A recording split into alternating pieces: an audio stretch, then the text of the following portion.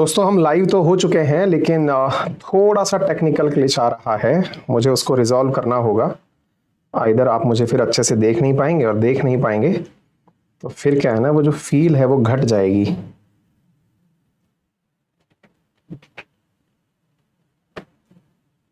दोस्तों हम लाइव तो हो चुके हैं लेकिन थोड़ा सा टेक्निकल ग्लिच आ रहा है।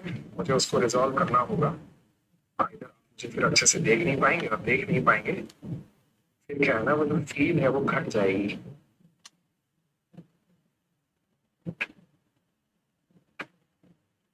दोस्तों हम लाइव तो हो चुके हैं लेकिन थोड़ा सा टेक्निकल ग्लिच आ रहा है। मुझे उसको रिजॉल्व करना होगा।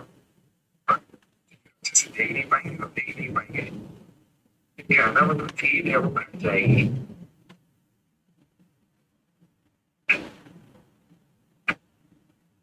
दोस्तों हम लाइव तो हो चुके हैं।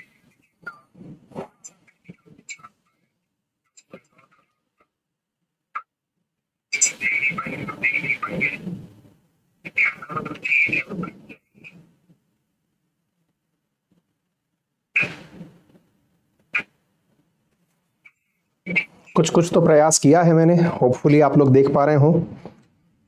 और जब आनंद अमेरिका के लिए जाएं तो थोड़ी मेहनत बनती है यार, है कि नहीं?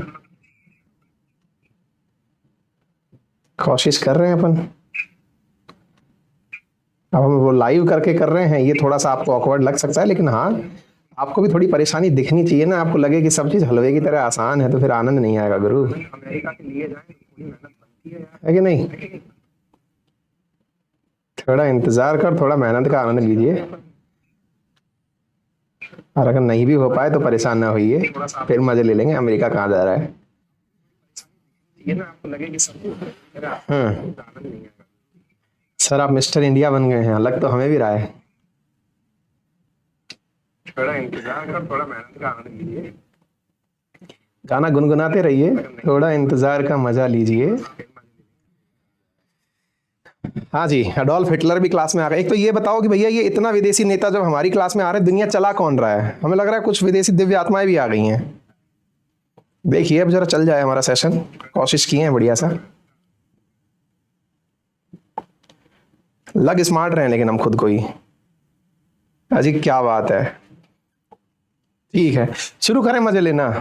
हाँ जी, दिखाई दे रहा है, सुनाई दे रहा है, सब ऑल ओके है? तो चलिए लिए जाए आनंद आप सबके साथ में मिलकर के। तो जनाब बात हो रही है अमेरिका की बड़ी कूटनीतिक चाल की। और जब बात हो रही हो और इस तरह की चाल हो, क्योंकि जब भाई अंकल सैम चर्चा में हो और अंकल सैम दुनिया को झटका ना दे तो फीलिंग्स ही नहीं आती है। और ऐसी स्थिति में न्यूज निकल करके ये आ रही है कि इन्होंने सऊदी और रूस को चैलेंज करने के लिए एक तरीका अपना लिया है। अच्छा बाय द वे, आप ज्यादा इज्जत में हमें कहीं सम्मान देने निकल पड़े और निकलते निकलते कह दे गुरुजी आप तो आप पहले ही कह दिए थे, वही सब हो गया है। सुनना तो हम वही चाहते हैं लेकिन थोड़ा स्मार्टनेस दिखा रहे हैं। मुद्दा यह है कि आपको तीन किरदार बहुत अच्छे से पता है। कौन कौन से किरदार पता है? बाइडेन पता है, पुतिन पता है और किंग सलमान पता है। इनके बारे में यह भी बहुत अच्छे से पता है कि इन दोनों लोगों ने मिलकर के बाइडेन को बहुत दुखा लिया है। दुखा काय लिया भैया? दुखा इसलिए लिया है क्योंकि तेल दुनिया की सबसे बड़ी दिक्कत है और इस तेल को यही दो लोग अपने हाथ में कंट्रोल किए हुए हैं। एक है ओपेक के नेता और एक है ओपेक प्लस के नेता। हालांकि बाइडेन ने इन दोनों को तरह तरह से समझाने की कोशिश करी कि भैया दुनिया में महंगाई बढ़ेगी, अमेरिका का विश्वास उतर जाएगा लोगों के मन पे से। लोग माने नहीं। इन दोनों ने मिलकर के खूब तंग कर लिया। अमेरिका को अचानक याद आया कि यार एक तेल का खजाना छोड़ के आए थे हम कहीं। कहां छोड़कर आए थे? एक देश था जिसका नाम था वेनेजुएला, जिसके ऊपर हम लोग मिलकर पाबंदी लगा दिए थे। तो चलो उसको वापस टटोल लिया जाए। और बाय द वे हमको ज्यादा ना अपने आप के ऊपर प्राउड करने की जरूरत है नहीं, क्योंकि हम तो खैर बहुत ही डाउन टू अर्थ आदमी हैं। हम तो बहुत पहले अनाउंस कर दिए थे, आपको याद है हमने आपको कहा था कि इंडिया ने एक ऐसा दाव चला है जिससे कि पश्चिमी देशों को बड़ा झटका लग सकता है। कुछ ध्यान आ रहा हो तो आपको याद होगा कि रूस का विकल्प बनाने की तैयारी इंडिया ने वेनेजुएला की थी। और जब ये तैयारियां चल रही थी तब हमने आपको उसी समय बताया था कि अमेरिका कुछ ऐसा प्लान कर रहा है ना जी, कि कुछ दिनों बाद संभव है कि इंडिया से पहले अमेरिका वेनेजुएला में तेल निकालने पहुंच जाए। अब हमको क्या है ना, एविडेंस दिखाने की आदत है। एविडेंस के रूप में हम आपको सेशन का वो दिखा दिए, लेकिन जो लोग कुछ पुराने हैं, क्योंकि ये 5 दिन पहले हम सेशन किए थे आपके सामने, इसको दिखा दिए। इन केस इसके बावजूद भी आप में से अगर किसी को यकीन ना हो तो हम आपको वो प्रॉपर सेशन चला के दिखाएंगे। कारण ये है ना गुरु, क्योंकि इस समय ट्विटर पर ट्रेंड कर रहा है वेनेजुएला नंबर 2 पर। शी जिनपिंग ट्रेंड कर रहे थे, उनका सेशन हम रात को निपटा दिए। अब आपके सामने वेनेजुएला क्यों ट्रेंड कर रहा है आज के सेशन में हम आपको वो बताने वाले हैं। अब इनके ट्रेंडिंग की जो घटना है वो किस प्रकार से निकल कर आई है, ये सारी बातें आपको बताएं, क्योंकि अल्टीमेटली हमने पश्चिमी देशों के संदर्भ में आपको जो भारत का रेफरेंस बताया था, उस रेफरेंस को इस वीडियो के माध्यम से सुनाना चाहेंगे, ताकि आप हमें अंदर भी देखें और बाहर भी देखें। एक जरा वीडियो सुनिए। अबे अमेरिका वालों, अब तो थोड़ी इज्जत बचा लो। बोले क्यों?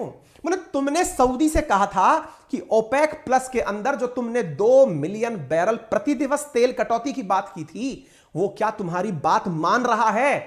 बोले नहीं यार, वो तो इनकार कर दिया है। बाइडेन को याद दिलाया गया। तुम्हें याद है, तुमने कुछ ही दिन पहले जो वहां के किंग सलमान हैं उनके लिए कहा था कि मैं तुमको आरोपों से मुक्त करता हूं। तुमने पत्रकार की हत्या की, फिर भी मैं तुमको फ्री करता हूं। उदाहरण में आपने मोदी जी को कोट किया। अरे समझ में आता है। अरे बाइडेन, तुम्हारा यह प्रयास भी वेस्ट हो गया। कम से कम एमबीएस ने तो लोकतंत्र की हत्या की थी, एक पत्रकार को मारा था। वेनेजुएला ने तो ऐसा कुछ नहीं किया था। अपनी अब तो इज्जत बचा लो। बोले तरीका क्या होगा? बोले तरीका कुछ नहीं, तुम्हारी ओपेक प्लस बात सुन नहीं रहा। इंडिया, चाइना, रशिया से तेल मांगना कम नहीं कर रहे। कम से कम वेनेजुएला को ही ढील दे दो, कम से कम वही दुनिया को सस्ता तेल उपलब्ध करा देगा। बांस भी नहीं टूटेगा और सांप भी मर जाएगा। क्यों? क्योंकि यदि ये तुम्हारी बात नहीं मानते तो वो दुनिया का सबसे ज्यादा तेल पैदा करने वाला देश, यदि तुम्हारी कंपनी शेवरॉन की वजह से फिर खड़ा हो गया तो तुम्हारी बात में दम रह जाएगा। अमेरिका चला हंस की चाल और पहुंचा वेनेजुएला। असल में हम भी उसी के पीछे पहुंचे हैं। अमेरिका जब वहां पहुंचा, वेनेजुएला से बातचीत किया कि भैया सुनो, तेल वेल मिल सकता है क्या? बोले तुम्हारे ट्रंप को बुलाओ, हमको बर्बाद करके चला गया। अरे छोड़ो पुरानी बातें यार, ये नहीं रहा है। कोरोना से जिंदा बाहर निकले हो, चलो कुछ बयान कर लें, बातचीत कर लें। वेनेजुएला का ठीक है, we will think on it. पर अमेरिका ने कहा देखो बेटा, दुनिया में बेइज्जती हमने भी अपनी बहुत करा ली है, तुम एक काम का बस वादा कर दो हमको। बोले बोलो ना। बोले 2024 आ रहा है। बोले अच्छा मोदी जी वाला? अबे छोड़ो यार, अपना वाला सोचो। 2024 आ रहा है, मादुरो और गाइडो दोनों मिलकर एक दूसरे से प्रॉमिस करो कि तुम लोकतंत्र की बहाली करोगे, क्योंकि दुनिया में लोकतंत्र का मसीहा अगर कोई है तो अमेरिका है। हम कहना चाहते हैं कि हम लोकतंत्र के मसीहा हैं, तुम बस प्रॉमिस कर दो कि लोकतंत्र ले आओगे। मादुरो बोलते हैं हाँ भाई गाइडो, इनकी चलते चल रहे थे तुम, देखा आ गए फिर से तेल मांगने। चलिए चर्चा करेंगे, तेल वेल देने की बातचीत करेंगे। आइए कभी बैठेंगे आपके साथ। इंडिया वाले गए कि सुनो उनके साथ डील वील कर लो, उससे पहले पैसा सेट कर लो, हमसे कितने में चाहिए। बोले 4th राउंड ऑफ टॉक चल रही है, इंडिया आके बात करेंगे। वेनेजुएला के दिन अच्छे आ चुके हैं। फिलहाल की कहानी कितनी अच्छी लगी कमेंट बॉक्स में जरूर बताइएगा।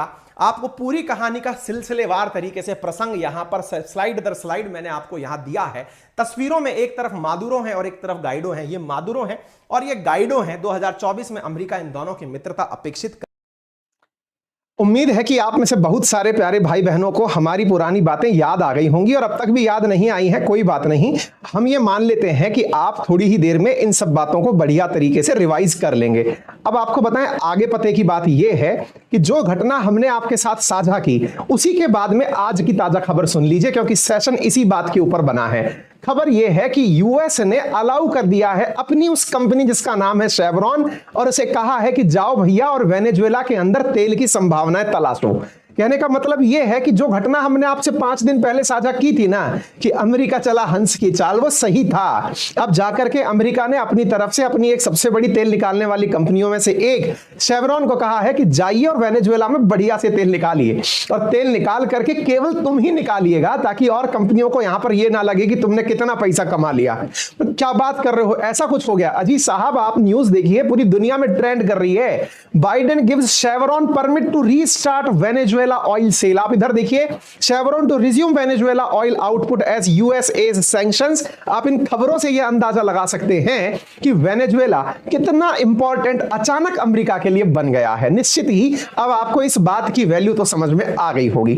अच्छा बाय द वे, जब आपको इतनी ही बातें हमारी अच्छे से समझ में आती हैं, तो आपको क्या यह बात समझ में नहीं आती कि जब हम आपसे कहते हैं नौकरी ले लो नौकरी ले लो, आप कहते हो कि नहीं गुरुजी कहां है इतना आसानी से नौकरी, और हम आपसे कह रहे होते हैं कि देखो री लेवल वाले गारे गारंटी दिए फिर रहे हैं कि नौकरी ले लो, नौकरी ले लो। एक आदमी को पकड़ के लाए हम आपके लिए, वो बताएगा कि उसने किस प्रकार से री लेवल पर मात्र टेस्ट देके नौकरी प्राप्त करी। सुन लो पहले, उसके बाद फिर हम अपना ज्ञान देंगे आपको, जरा सुनो। तो आज हमारे साथ है तन्मय, और ये तन्मय हाल ही में जॉब प्राप्त कर चुके हैं री लेवल बाई अनअकैडमी के थ्रू। स्वागत है तन्मय आपका, कैसा फील कर रहे हैं आप? बहुत अच्छा। बहुत बढ़िया। हेलो, तन्मय कहाँ के रहने वाले हैं आप? मैं इटारसी मध्य प्रदेश। बहुत बढ़िया। तो तन्मय फिलहाल कहाँ जॉब कर रहे हैं आप? बंजी टेक प्राइवेट लिमिटेड, बहुत आईटी बढ़िया, कंपनी। बेंगलोर में है आप। इसका मतलब ये जो जी आप वर्तमान कंपनी है और आप री लेवल के थ्रू जॉब पाए हैं, तो री लेवल ने आपको बहुत अच्छे एक्सपीरियंसेस दिए होंगे। हाँ, यस, काफी अच्छा एक्सपीरियंस। चलिए, बहुत बढ़िया।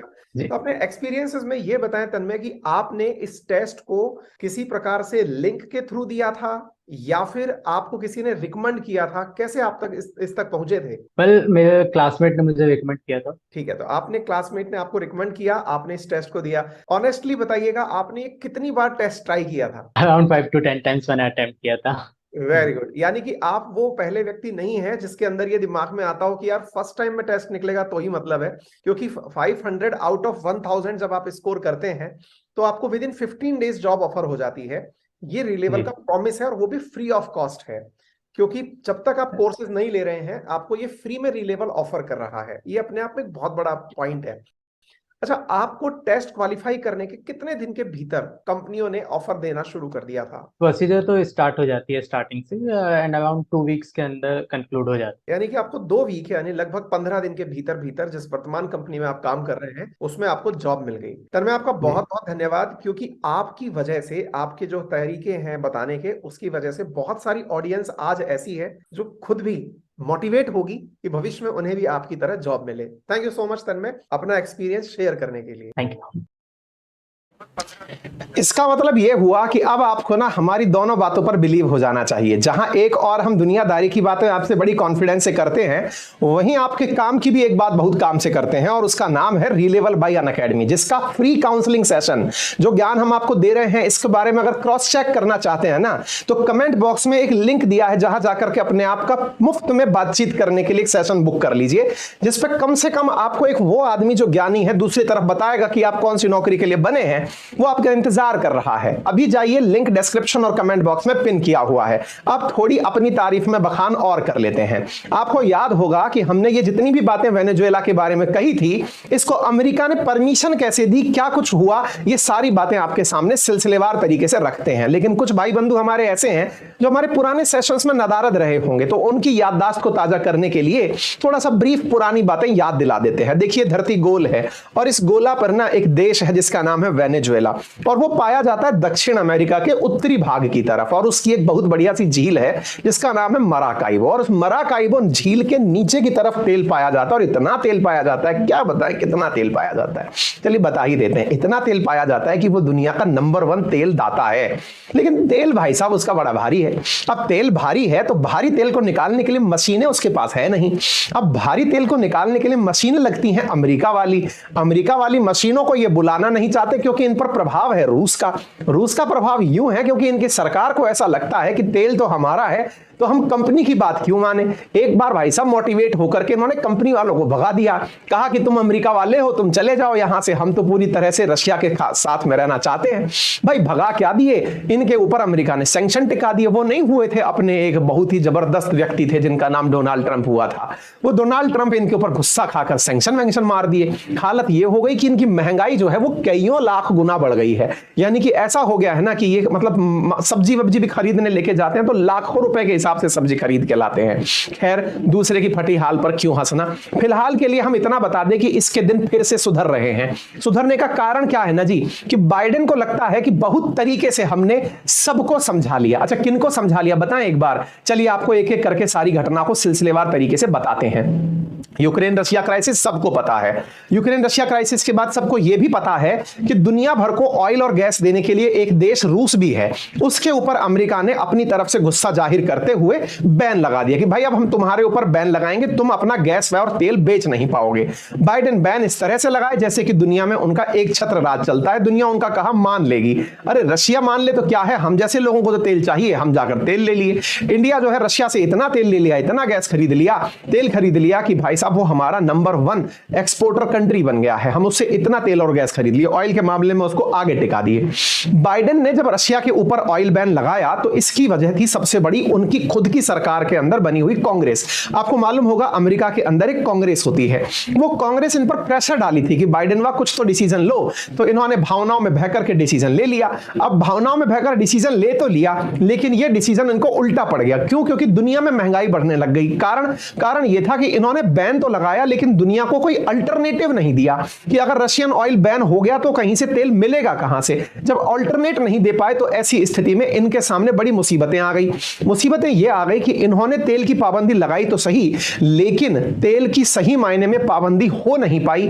कारण जिनसे ये उम्मीद रखते थे वो थे ओपेक कंट्री। उन्होंने ये बात मानने से ही इनकार कर दिया कि अगर आप रशिया पर तेल की पाबंदी लगाएंगे तो हम उत्पादन बढ़ा करके दुनिया में प्रोडक्शन को पूरी तरह मेंटेन कर लेंगे। उन्होंने माना ही नहीं। ऐसी स्थिति में रशिया और अमेरिका के बीच की चल रही खींचतान को ओपेक प्लस ने और ज्यादा संकट में तब डाल दिया जब उन्होंने भी साथ साथ मिलकर यह कह दिया कि आपने भले ही रूस के ऊपर तेल की पाबंदी लगाई हो, लेकिन हम खुद से खुद पर पाबंदी लगाना चाहते हैं और हम खुद से ही प्रतिदिन 2 मिलियन बैरल तेल प्रोडक्शन कम करना चाहते हैं। इससे तो भाई साहब बाइडेन के पसीने आ गए। बाइडेन इस बात को मनाने के लिए सऊदी के जो किंग हैं सलमान, इनके पास मिलने के लिए खुद चले आए। अक्टूबर में जब इनके पास पहुंचे कि यार देखो भाई मान जाओ, जो हो गया ठीक है, तुमको हमने हत्यारा कहा खशोगी हत्याकांड में, इस सब बात को भूल जाओ और फिलहाल के लिए ना तुम इतना मान लो कि तुम बढ़िया आदमी हो और तुम तेल की कटौती मत करो। बोले नहीं साहब, हम नहीं मानेंगे, हम आपकी कुछ नहीं मानेंगे। बाइडेन ने कहा देखो यार, हमारे यहां चुनाव है, दुनिया में जब चुनाव होते हैं तो हर सरकार को कुछ ना कुछ सोचना पड़ता है। इनने कहा हम बिल्कुल नहीं मानेंगे। अमेरिका ने कहा देखो हमने तुम्हें अभी तक हत्यारा कह रखा है, अब लेकिन तुम्हारे ऊपर से ये टैग हटा देंगे। तो भाई साहब आप टैग हटाओ चाहे ना हटाओ, हम तेल नहीं हटाएंगे। ऐसी स्थिति में अमेरिका ने सब तरह के प्रयास करिए। अमेरिका ने खुद के ऑयल रिजर्व्स भी बेचकर दुनिया में तेल की बढ़ोतरी की ताकि किसी तरह से प्राइस कंट्रोल में रह जाए। हो ना पाया भाई साहब। जब हो ना पाया तो इस तरह से अमेरिका ने सोचा कि सऊदी किंग को थोड़ा सा बेनिफिट पहुंचाते हैं, उनकी इज्जत बढ़ाते हैं। भाई साहब इन्होंने जो सलमान है इन तक पहुंच करके कहा कि आपको भी हम बिल्कुल वैसी ही प्रोटेक्शन शील्ड देना चाहते हैं जैसे हम मोदी जी को दिए हैं। बोले मोदी जी को क्या दिए? बोले गोधरा कांड के बाद उनका अमेरिका आना अलाउड नहीं था, लेकिन जैसे ही वो पीएम बने हमने उनको अलाउ कर दिया। ऐसे ही हम आपके साथ भी डिप्लोमेटिक इम्यूनिटी देना चाहते हैं। बोले कैसे, क्या चाहते क्या हो? बोले हम ये करेंगे कि आपको खशोगी के हत्याकांड से रिहा कर देंगे। सलमान ने कहा तुम पहले भी कौन सा हमें गिरफ्तार कर ही पा रहे थे जो कह रहे हो कि रिहा कर देंगे हैं। एक तो मतलब अंगूर खट्टे हैं और ऊपर से जो है खिसियानी बिल्ली खंबे नोच रही है। ऐसी स्थिति में भाई साहब अमेरिका को लग गया कि सलमान के सामने पार पड़ने वाली नहीं है। अब ये अपनी उल्टी चाल चलना शुरू करे। बोले यार अब कुछ भी कह लो, क्योंकि अल्टीमेटली ओपेक कंट्रीज मान नहीं रही हैं, रशिया पर कंट्रोल हो नहीं रहा है। इंडिया वाले तो खुलेआम कह रहे हैं कि हमारे अपने हित हैं। इमरान खान चिल्ला चिल्ला के कह रहे हैं कि देखिए इंडिया वाले क्या कर रहे हैं। मतलब दुनिया को यह पता चल गया है कि इंडिया दुनिया में एक ऐसा देश बन गया है जो अमेरिका को खुली चुनौती दे रहा है रूस से तेल खरीदने के मामले में। अमेरिका ने कहा कि अब अपनी पुरानी तिजोरी खोलनी पड़ेगी। पुरानी तिजोरी खोलने के लिए आज से 8 महीने पहले इन्हें याद आया कि हमने अपने कुछ अधिकारियों को वेनेजुएला भेजा था बात करने के लिए कि वहां के राजनीतिक संकट को जरा सुलझा कर आओ। अचानक इनको वो बातें याद आई। याद इसलिए भी आई क्योंकि वेनेजुएला वो देश था जो अपने कुल एक्सपोर्ट का लगभग 34% यूनाइटेड स्टेट्स को एक्सपोर्ट किया करता था। तो भाई साहब उसके पास की यादगार में इनको भेजा गया अपने अधिकारियों को। वेनेजुएला के पास दुनिया के सबसे ज्ञात तेल के भंडार है। यह वही वेनेजुएला है जहां पर सरकारी संघर्ष को देखते हुए, क्योंकि यहां पर मादुरो की सरकार है और गाइडो के साथ में यहां पर अमेरिका का समर्थन है। मादुरो वर्तमान में यहां के राष्ट्रपति हैं और गाइडो वो व्यक्ति हैं जिन्हें अमेरिका ने राष्ट्रपति घोषित कर रखा है। वर्तमान में जो अपने आप को राष्ट्रपति मानता है या फिर राष्ट्रपति के पद पर जिसका नाम है वो मादुरो ही है, लेकिन वेस्टर्न वर्ल्ड जो है वो मादुरो की जगह गाइडो को मानता है। मादुरो और गाइडो की यही लड़ाई चल रही थी अमेरिका की वजह से। अमेरिका को लगा इन दोनों के बीच में पहले सुलह कराते हैं और इनके पास से तेल निकालते हैं। इनका तेल जब मार्केट में आएगा तो अपने आप ओपेक के ऊपर से संकट हट जाएगा। ओपेक का चाहे जो करना हो वो सब साइड हो जाएगा। इसी कारण से अमेरिका ने इन दोनों किरदारों मादुरो और गाइडो के बीच में दोस्ती कराने का निर्णय लिया और कहा कि हमने जो तुम्हारे अकाउंट में पैसे दबा के रखे हैं, आप देख सकते हैं डोनाल्ड ट्रंप का 2019 का यह ट्वीट है जिसमें वो कह रहे हैं कि हम वेनेजुएला के लोगों को बड़ा परेशान देखते हैं, इसी कारण से हम इनका सारा फंड जो अपने पास जमा है वो तो होल्ड कर ले रहे हैं, क्योंकि मादुरो जब तक हटेंगे नहीं वेनेजुएला के दिन सुधरेंगे नहीं। ऐसी स्थिति में मादुरो जो है वो वेनेजुएला के अंदर राष्ट्रपति बने रहे, गाइडो को कुछ भी नहीं मिला। ट्रंप का सारा प्रयास जितना भी था, उन्होंने वहां से जो शेवरॉन नामक कंपनी थी उसको भी बुला लिया। शेवरॉन वही कंपनी जो अमेरिका की प्रतिष्ठित कंपनियों में से एक है, तेल निकालने वाली कंपनियों में से। ऐसी स्थिति के अंदर जब ये सारे प्रयास चल रहे थे, इसी बीच में अमेरिका के सारे प्रयास पैरेलली और तरीके से ऑन हो गए, और ऑन होते हुए उन्होंने क्या किया, वेनेजुएला जो अधिकारी अपने भेजे थे उनसे कहा कि देखो यार, इनको समझाओ मादुरो को कि हमारी थोड़ी सी इज्जत रख ले बस। बोले बताओ कितनी इज्जत रखनी है तुम्हारी? बोले इतनी इज्जत रख लो कि दुनिया के सामने ये कह दो कि हम गाइडो से बातचीत करने के लिए तैयार हैं। अगर बातचीत करने के लिए तैयार हो, यदि ये कह दोगे, और अच्छा जिनको ये सब ऊपर से जा रहा है ना कि चल क्या रहा है मादुरो और गाइडो, ऐसी स्थिति में वो हमारा 5 दिन पुराना वाला सेशन देख ले। हम अपनी टीम से कहेंगे कि वो रिकमेंडेशन में या एंड स्क्रीन में आपको वो चीज डाल दें ताकि आप वहां से उसे देख लो। तो अब सीन ये है ना कि यहां के जो मादुरो हैं, उन्होंने अमेरिका के कहने पर यह कहा ठीक है हम गाइडो से बातचीत कर लेंगे और 2024 में मोदी जी के साथ चुनाव में उतर जाएंगे। कहने का मतलब यह है कि हम दोनों मिलकर के यहां पर लोकतंत्र की बहाली का प्रयास करेंगे। आप बस इतना सा कमिटमेंट दे दो कि जो पैसा हमारा होल्ड करके रखे हो ना उसको रिलीज कर दोगे। अमेरिका ने कहा तथास्तु, तुम्हारा भी इज्जत रह गया और हमारा भी इज्जत रह गया। यानी मादुरो आने वाले 2024 तक राष्ट्रपति बने रह गए, और इस बीच में जो इनका रिजर्व फंड था उसमें से अमेरिका ने फंड रिलीज करने की बात कर दी। यही कारण है कि अभी ताजा तरीन ब्रेकिंग खबर यह है कि बाइडेन ने जो अपनी कंपनी शेवरॉन है इसको परमिट कर दिया है कि जाओ और वेनेजुएला के अंदर से तेल निकालो और बेचो। आपको समझ में सब आ जाना चाहिए कि अमेरिकन कंपनी वेनेजुएला पहुंच रही है। ये वही कंपनी है जिसको ट्रंप भगा करके अमेरिका ले आए थे। ये वही कंपनी है जो कि प्रोटेस्ट के नाम पर वेनेजुएला छोड़ करके चली आई थी। उम्मीद है कि आपको यह बात समझ में आ रही होगी। ये तस्वीरें हैं, ये कुछ मैं आपके सामने न्यूज दिखाई दे रही है जिसमें आप देख रहे हैं कि Venezuela government opposition reach an agreement to establish humanitarian fund to resolving political crisis. इसी के साथ साथ आपके सामने कुछ और न्यूज की कटिंग्स भी मैं दिखा देता हूं जिसमें वेनेजुएला की गवर्नमेंट और अपोजिशन लीडर एक दूसरे के सामने, यूएन के सामने ये कह रहे हैं कि हम अपना काम चला लेंगे, हमारा जो $1 मिलियन फंड आप लोगों ने दबा रखा है उसे रिलीज कर दो। यूएन ने कहा कि तथास्तु हम आपका पैसा रिलीज कर देंगे। और ऐसी स्थिति को मानते हुए एक ऐतिहासिक समझौता हुआ मैक्सिको सिटी के अंदर, यानी वेनेजुएला के उत्तर में जो नॉर्थ अमेरिका का दक्षिणवर्ती देश मैक्सिको है, वहां जाकर इन दोनों के बीच में समझौते होते हैं। यहां पर आप देख सकते हैं dialogue of Venezuela was resumed. यहां पर आप न्यूज मैक्सिको की तरफ से देख सकते हैं, जो 26 तारीख की डली हुई न्यूज है जिसमें ये देख रहे हैं कि दोनों अपोजिशन और जो सत्तारूढ़ पार्टी है उनके बीच में एक समझौता कराया गया। और उस समझौते के अंदर यह हुआ कि हम यहां पर लोकतंत्र की बहाली करेंगे। एक तरह से अमेरिका की बात रखने के लिए सारी बातें हुई हैं, क्योंकि अमेरिका को इन तस्वीरों के माध्यम से दुनिया को यह दिखाना था कि हमने लोकतंत्र की बहाली के लिए वेनेजुएला में जो प्रयास किए थे वो सही निकले, और उन प्रयासों के चलते ही ये लोग टेबल टॉक करने के लिए तैयार हुए हैं। इस बहाने अमेरिका वेनेजुएला से तेल निकाल पाएगा, या यूं कहिए कि बाइडेन ने ट्रंप के उस फैसले को बदल दिया है जिसको ट्रंप ने बड़ी ऐतिहासिक तरीके से किया था। अब परिस्थितियां साहब कुछ भी करवाती हैं, आपने उन चीजों को यहां पर होते हुए देख लिया है, ठीक है ना। तो यहां पर पीस डायलॉग के अंदर सबको सहमति करते हुए आप देख सकते हैं। फिलहाल के लिए यहां की इन्फ्लेशन रेट 65,000% ज्यादा है पास्ट टाइम के मुकाबले। उम्मीद है कि जैसे जैसे ये फंड रिलीज होकर आएगा यहां की सारी परिस्थितियां नॉर्मल होती हुई दिखाई पड़ जाएंगी, ठीक है ना। अच्छा, इस बीच में आपको क्या लगता है कि किसी और देश ने इस तकनीकी रूप का उपयोग करने के बारे में नहीं सोचा था क्या? सोचा था। यूरोपियन यूनियन वाले जब रशिया से तेल नहीं लेना चाह रहे थे, रशिया के ऊपर लगातार सैंक्शन लगाए जा रहे थे, उस समय इनके दिमाग में ख्याल आया था। क्या ख्याल आया था? कि हम वेनेजुएला से तेल ले लेते हैं। वेनेजुएला स्मार्ट निकला, उसने कहा तुमको तो कतई नहीं देंगे क्योंकि अंकल सैम ने हम पर प्रतिबंध लगाया हुआ है, पहले वही प्रतिबंध हटाएगा तो तेल देंगे। वेनेजुएला की किस्मत अच्छी निकली, उनके ऊपर से प्रतिबंध अब हटते हुए दिख रहे हैं। लेकिन अमेरिका में ही जो ट्रंप की पार्टी के नेता हैं वो इनका विरोध कर रहे हैं, कह रहे हैं कि बाइडेन बिक गए। बोले बाइडेन बिक कैसे गए? बोले बाइडेन ने शेवरॉन नामक कंपनी को परमिशन इसलिए दी है क्योंकि केवल एक ही कंपनी को परमिशन देना दर्शाता है, यहां तो सीधी सीधी करप्शन की बू आ रही है। अमेरिका को परमिशन देनी चाहिए थी तो और भी बड़ी कंपनियों को परमिशन देनी चाहिए थी, केवल एक आध कंपनी को ही परमिशन देकर के बाइडेन ने काम क्यों किया? अब ये वाली बात तो वाकई में पूछने लायक है। फिलहाल के लिए सारा काम अपने अपने रास्ते हो गया है। हम तो केवल इस बात से खुश हैं कि हम लोग भी बहुत दूरदर्शी निकले, हम लोग भी बहुत पहले पहचान गए थे कि क्या होने वाला है। अजय, हम तो उड़ती हुई चिड़िया देख के बता देते हैं कि दाना कहां से चुग के आ रही है। जब 8 महीने पहले अमेरिका वाले वेनेजुएला गए थे ना, हम तब समझ गए थे कुछ तो होगा।